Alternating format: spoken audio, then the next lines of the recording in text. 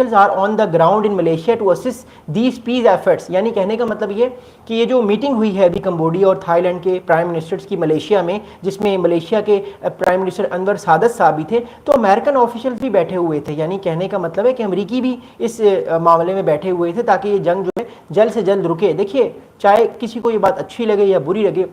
امریکہ آج بھی جس ملک پہ پریشر ڈالتا ہے کہ آپ جنگ روکیں، ایکسیپٹ رشیا جو کہ گریٹ پاور ہے، اس کے علاوہ جس ملک پہ بھی وہ پریشر ڈالتا ہے اس ملک کی اتنی کوئی طاقت ہوتی نہیں اور وہ ملک بات امریکہ کی مان لیتا ہے اور سیز فائر کر لیتا ہے. That's being a very important reality of the world because America is a very powerful country still now. اب چائنا بھی رائز کر رہا ہے، بٹ اگر امریکہ کی بات کریں تو ابھی تک امریکہ دنیا کا سب سے طاقتور اور سب سے اسٹرانگ پاورفل ملک ہے. تو امریکہ کے آفیشلز بھی اس نیگوسیشنز میں سیز فائر میں شامل تھے. اس کا مطلب ہے امریکہ بھی اس معاملے کو بڑے قریب سے دیکھ رہا تھا اور پریزیڈنٹ ڈونلڈ ٹرمپ کی طرف سے سختی سے یہ ہدایات تھیں کہ یہ جنگ جلد سے جلد ختم ہو. اچھا، اب اس اسٹیٹمنٹ کے بعد فوراً سے ایک ٹویٹ آیا. کیرولین لیویاٹ نے لکھا، یہ بیسکلی ہاؤس آف سینٹ کے یہ بہت امپورٹنٹ ان کو لیڈرشپ ملی ہوئی ہے. انہوں نے کہا کہ گیو ہم دا نوبل پیس پرائز. یعنی انہوں نے فوراً جو ہے وہ ٹرمپ صاحب کو کہا کہ ٹرمپ صاحب کو ٹویٹ کیا ایکس پہ کہ ٹرمپ صاحب کو نوبل پیس پرائز ملنا چاہیے. دیکھیے یہ اب ٹرمپ کی اگر آپ کہہ سکتے ہیں کہ اس طرح سے ان کو بار بار پریز کیا جا رہا ہے ممالک میں، تو اس بار بھی ایک اور ملک آ گیا ان کے کھاتے میں جس کی انہوں نے جنگ بندی کروائی ہے. پہلی جنگ بندی انہوں نے کروائی تھی پاکستان بھارت کی، پھر ایران اسرائیل کی، پھر رواندا اور کانگو کی، اور اس کے بعد جو ہے یہ اب کمبوڈیا اور تھائی لینڈ کی. تو جو پریزیڈنٹ ٹرمپ کا نیریٹو ہے وہ بڑا ایک اسٹریٹ اور بڑا کینڈیڈ نیریٹو ہے. وہ یہ کہتے ہیں کہ میں جنگ دنیا میں رکوا رہا ہوں، مجھے پھر بھی نہیں لگتا کہ کوئی مجھے نوبل پیس پرائز دے گا، لیکن اب ایسا لگ رہا ہے پریزیڈنٹ ٹرمپ کو نوبل پیس پرائز مل سکتا ہے. اس کے چانسز پریزیڈنٹ ٹرمپ کے لیے اور ان کی پالیٹکس کے لیے بہت اچھے ہیں. اب میں آپ کو بڑی امپورٹنٹ بات بتاتا ہوں کہ ایکسپرٹس، ماہرین جو ڈیفنس اینالسٹ ہیں، وہ اس جنگ کو چین اور امریکہ کے اینگل سے کیسے دیکھ سکتے ہیں. کیونکہ دیکھیے جنگ تو ہو گئی ہے ختم، لیکن جنگ ختم ہونے کے بعد جو چیزیں ہمارے پاس سامنے آ رہی ہیں وہ اگلے 15-20 سال جو امریکہ کی اسٹریٹجی ہوگی چائنا کے اگینسٹ یا چائنا کی ہوگی ایسٹ ایشیا میں امریکہ کے اگینسٹ، ہمیں اس حوالے سے بہت ساری جو ہے وہ انفارمیشن ملنا شروع ہو گئی ہے.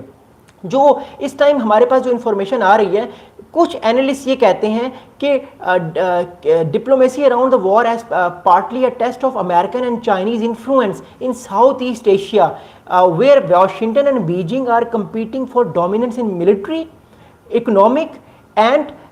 Diplomatic sphere. اوسے سونار I welcome to you, thank you so much for the comment, please subscribe my channel. Okay, تو یو ایس چائنا کے انفلوئنس کو لے کے جو ایکسپرٹس ہیں جو کہ انٹرنیشنل ریلیشنس کے اور ڈیفنس ایکسپرٹس ہیں، وہ یہ کہہ رہے ہیں کہ اس جنگ کے خاتمے کے بعد یا اس جنگ کے ہونے کے بعد ایک چیز سامنے آ گئی ہے، امریکہ اور چائنا کا جو انفلوئنس ہے وہ ان دونوں ممالک پہ بڑھے گا اور ایسٹ ایشیا میں ایک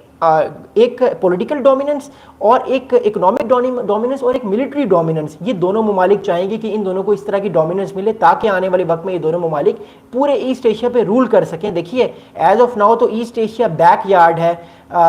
چائنا کا، کیونکہ چائنا کا اسٹرانگ ہولڈ ہے ان پورے علاقوں پہ پولیٹیکلی بھی اور ہسٹوریکلی بھی. لیکن امریکہ بھی ان ممالک کو اپنے ایز اے الائے دیکھتا ہے. تھائی لینڈ کے ساتھ اس کے ریلیشنشپ بڑے اچھے ہیں، پھر ویتنام کے ساتھ امریکہ کے تعلقات بڑے اچھے ہیں، پھر انڈونیشیا، سنگاپور، ملیشیا اور اب تائیوان کی بات بھی ہم کریں تو کہنے کا مطلب یہ امریکہ بھی اپنا انفلوئنس رکھتا ہے. لیکن ہسٹوریکلی کیونکہ چین اس ایریے میں آلریڈی پہلے سے ہے، اس کا ملک ادھر ہی ہے چائنا، دا گریٹ چائنا، تو اس وجہ سے جو ہے چائنا کا انفلوئنس آلریڈی بہت زیادہ ایوالو کرتا ہے اور بہت زیادہ انوالو اس کا جو آپ کہہ سکتے ہیں انفلوئنس ہے وہ بہت زیادہ ہے. اگلا امپورٹنٹ ایشو یہ ہے کہ جو ماہرین ہیں وہ یہ کہہ رہے ہیں کہ تھائی لینڈ جو ہے وہ آلریڈی یو ایس کا جو ہے وہ الائے ہے. یو ایس تھائی لینڈ کو سپورٹ کرتا ہے، تھائی لینڈ کے ساتھ یو ایس جو ہے وہ ایکسرسائزز بھی کرتا ہے نیول کی، اور تھائی لینڈ کو F-16 بھی طیارے امریکہ نے دیے ہوئے ہیں. جبکہ جو کمبوڈیا ہے اس کو ملیٹریلی ماضی میں اور ابھی اس ٹائم جو ہے وہ چائنا سپورٹ کر رہا ہے تاکہ چین کا جو ایک الائے ہے وہ الائے آنے والے ٹائم پہ بہت زیادہ جو ہے وہ امریکہ کے مقابلے میں جو ہے وہ کھڑا ہو، جو کہ تھائی لینڈ ہے. تو آنے والے وقت میں جو یہ گریٹ پاور پالیٹکس آپ لوگ دیکھ رہے ہیں یہ صرف آپ کو ساؤتھ ایشیا، انڈو پیسفک یا ساؤتھ چائنا سی پہ نہیں ملے گی، یہ آپ کو ایسٹ ایشیا میں بھی ملے گی، کیونکہ ایسٹ ایشین کے ممالک کے اوپر بھی ایک طرح سے انفلوئنس جو ہے وہ ڈالا جا رہا ہے بہت سارے ممالک کا، اور اس وجہ سے جو ہے وہ معاملات ہم دیکھ رہے ہیں کشیدگی کی طرف جا رہے ہیں. کیونکہ آپ دیکھیے آج سے پہلے کسی بھی جنگ کے اینڈ میں سیز فائر کے بعد چائنا کا نام نہیں لیا گیا تھا. اس جنگ میں چائنا کا نام لیا جا رہا ہے. اٹ شوز کہ China is becoming very powerful اور اس کا انفلوئنس ان ممالک پہ ہے اور اس کا انفلوئنس ملیشیا پہ بھی ہے جس نے اس کی بات مان کے اس جنگ کو ختم کیا. اور میرے خیال سے امریکہ اس چیز سے خوش نہیں ہوگا کہ چائنا کا نام بھی لیا جا رہا ہے امریکہ کے ساتھ، کیونکہ اس سے پہلے جتنے بھی پیس بروکر کر رہا تھا وہ امریکہ اپنی مرضی سے خود کر رہا تھا، چائنا بیچ میں نہیں تھا.